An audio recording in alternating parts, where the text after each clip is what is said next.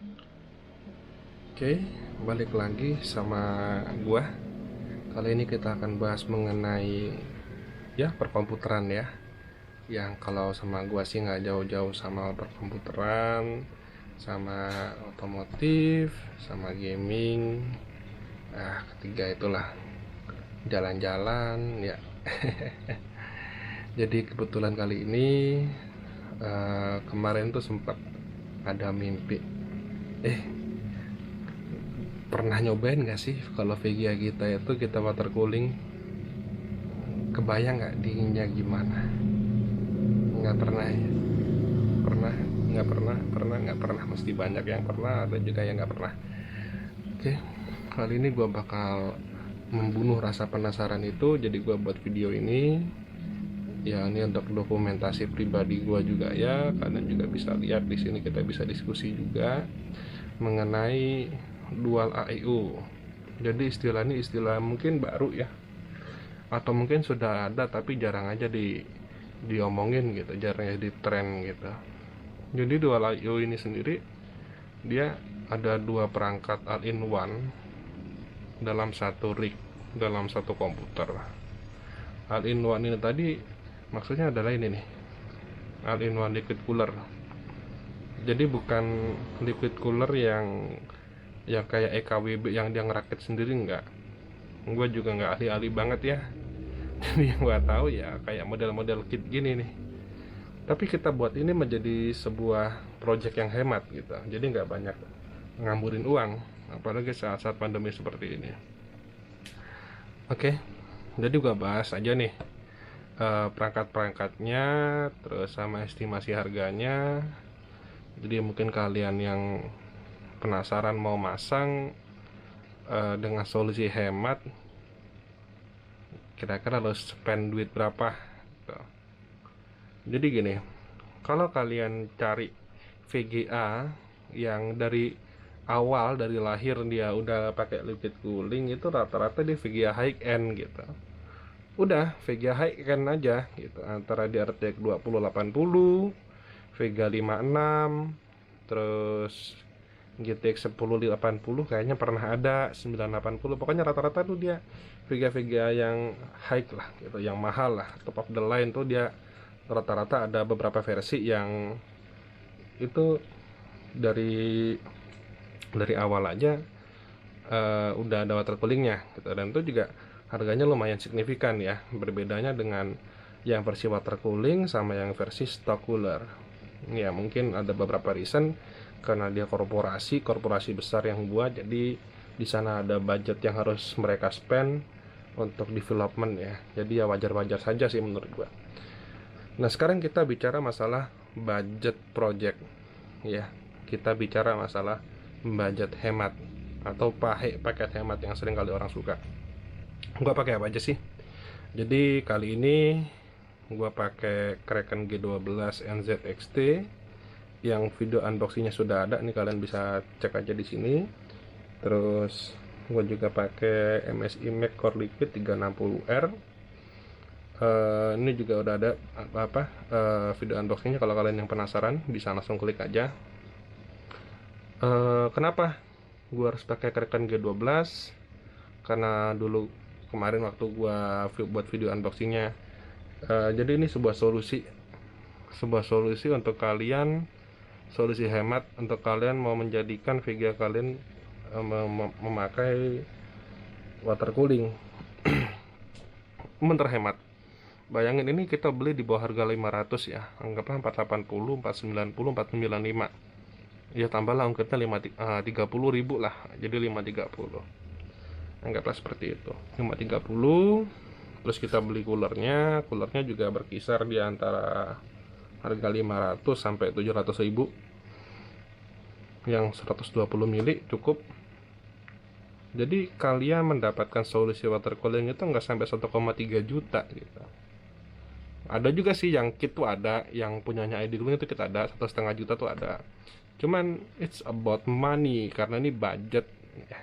Kita budget, jadi it's all about money gitu loh. Selisih 200 ribu juga lumayan. 200 ribu tuh buat makan bakso kenyang loh bro.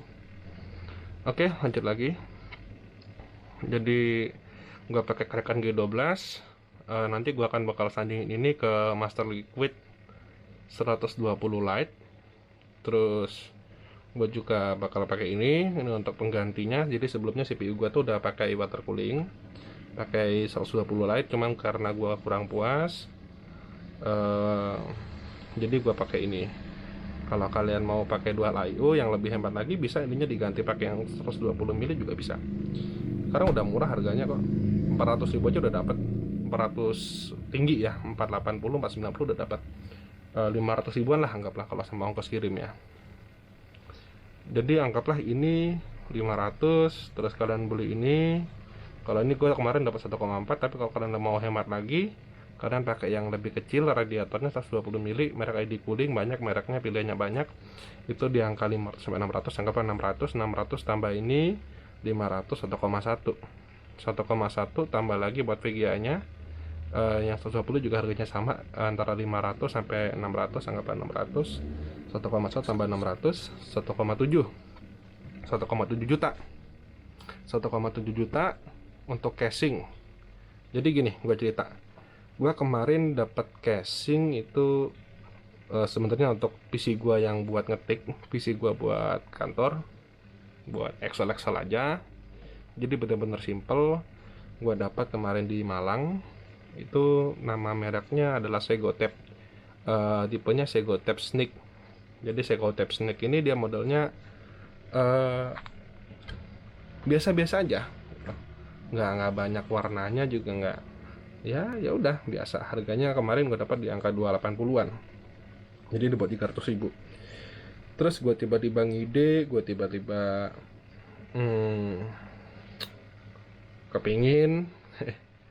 kepingin berawal dari kepingin. Terus gue coba lihat casingnya, ternyata casing ini yang harganya di bawah 300.000 ini, dia bisa menyediakan tempat untuk 2 radiator, 3 sebenarnya. Tapi karena kita dual I/O ya, juga kalau misalkan 3 radiator, yang satunya mau dinginin apa gitu. Mungkin kalau kalian mainnya custom loop atau custom cooling, mungkin bisa dia dinginin RAM atau dinginin VRM ya. Cuman kita nggak sampai situ, kita main yang simple-simple aja, yang tetap on budget, dan ini nggak rumit. Semua kalian bisa ngerakit ini dan buat ini. Jadi Segotep Snake ini tadi dengan sedikit modifikasi ya, di bagian depannya itu bisa support satu radiator 360 di depan. Tapi harus ada yang harus ada yang dimodifikasi di situ. Nggak banyak, cukup modal gerinda aja, pinjam ke tetangga ya, atau mungkin kalian bisa beli untuk pemakaian jangka panjang, mungkin di kisaran 200 ribuan gerindanya. Terus bisa support radiator 240 di bagian atas, dan juga bisa support radiator 120 di bagian belakang. Jadi dengan casing semurah itu dan airflow-nya cukup bagus loh sebenarnya, daripada kalian beli yang model-model full tempered glass itu, yang kanan kiri depannya tempered glass itu. Gue pernah punya itu, kalau nggak salah Armageddon apa ya namanya, gue lupa. Itu bener sih cantik ya, kalau kalian mainnya RGB, bener-bener RGB-nya kalian bisa kelihatan. Tapi secara airflow dia nggak terlalu bagus. Kenapa? Karena dari depan dia mau ngisep udara itu ketetap sama kacanya. Udah gitu jarak kaca sama jarak case-nya itu cuman, kalau nggak salah cuman selisih 1, sekian senti aja. Jadi ngisepnya nggak bisa maksimal, juga nggak bisa napas PC-nya. Jadi ya wajar, gue dulu pernah pakai itu dan suhu idle-nya cukup tinggi kemarin, di sekitar 50 derajat dengan stock cooler. Jadi gue menjauhi hal itu, gue pakai hal ini yang Segotep ini. Nanti kalian bisa simak untuk modifikasi casingnya sendiri. Jadi untuk total budget sementara, kalau kalian ininya nggak pakai ini, kalian pakai yang 120 mili, ini masih di bawah 2,1 juta. Jadi masih worth lah 2 juta untuk mencoba ya. Kita coba lihat apakah suhu yang dihasilkan nanti signifikan atau hanya cuman minor aja, cuman tipis-tipis saja. Oke, itu aja untuk perangkat penunjang kita yang udah gue kenalin satu-satu ke kalian. Terus kita akan bahas, Bang, ini apakah cuma satu video atau gimana? Jadi nanti ada beberapa video. Video ini cuma intro aja. Ini mau ngenalin ini perangkat penunjang kita. Terus dual I/O menurut pemahaman gua tuh apa. terus mengapa kok gua pengen dual I/O, terus ini adalah dual I/O yang versi hemat. Jadi kalian bisa praktekin apakah itu signifikan apa enggak, nanti kan kita buatkan conclusion sendiri di akhir series ini. Jadi ini adalah video intro, terus nanti di video ke-1 kita akan cara instalasi ya. Jadi cara instalasi ini 360 ini ke CPU kita, sama modifikasi casing yang murah tadi, yang gue bilang tadi dia casing murah. Kenapa? Karena harganya dia di bawah 300. Terus di bawah 300 dia juga support 360 radiator, dia juga support 240, dia juga support 120. Bener-bener kompatibilitasnya bagus banget. Tinggal kalian atur aja. Terus kita akan bahas itu nanti di video ke-1 ya, part 1. Setelah ini part 0, part 1 kita akan bahas itu. Jadi bagaimana kita modifikasi casing dan juga bagaimana kita pasang CPU coolernya. Terus setelah itu kita di part 2 kita bahas bagaimana kita bisa pasang G12 ini dengan Master Liquid 120 Lite, punyanya Cooler Master, yang akan kita pasangkan ke GTX 1650. Terus untuk part 3 nya nanti akan kita bahas untuk comparison suhu disertai dengan benchmark ya, beberapa benchmark seperti Cinebench atau mungkin 3D Mark. Nanti akan kita coba perbandingan suhunya, terus mungkin kita akan main game juga. Tunggu aja ya untuk part 3.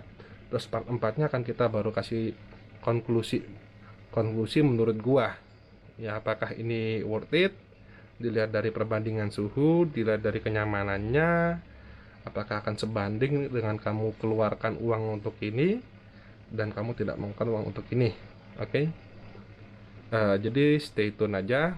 Kalau mau subscribe, kalau nggak mau subscribe juga nggak apa-apa. Kalau suka kalian bisa like, kalau nggak suka kalian dislike. Oke, gitu aja dari gua. See you next time.